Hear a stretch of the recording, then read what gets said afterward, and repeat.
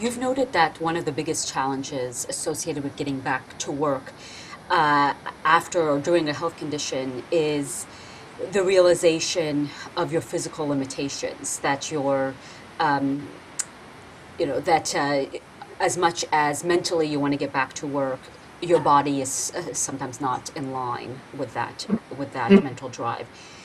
Can you elaborate on that? And do you have any advice for people on responding to that challenge? hmm Yeah, I think about the practical questions. There is a strong desire for most people to get back to work. And when I was writing Business from Bed and interviewing business owners and people who had jobs that had to change jobs, the common theme was, there's this point, and I had the experience myself especially when I was in business when I started my business, that there was this relief, like, oh, I feel so much better.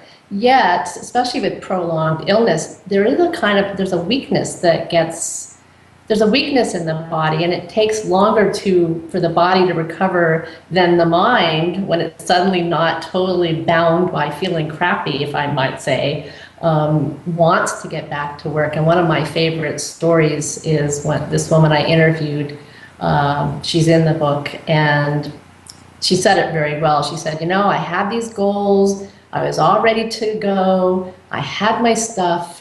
I walked to my car, and my body said, no way. And it's one of the biggest frustrations for people who, and these are the people I know, but for people who have an interest in something that they are passionate about, whether it's their work or their job, they want to feel that usefulness.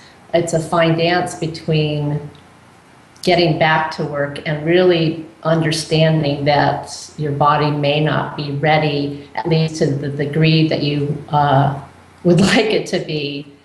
So if I do have, I'm just looking to see if I have some advice about it. I think what I've learned is that the body is the ruler. I mean, you can drive yourself and you can get back, but it's not going to be sustainable. So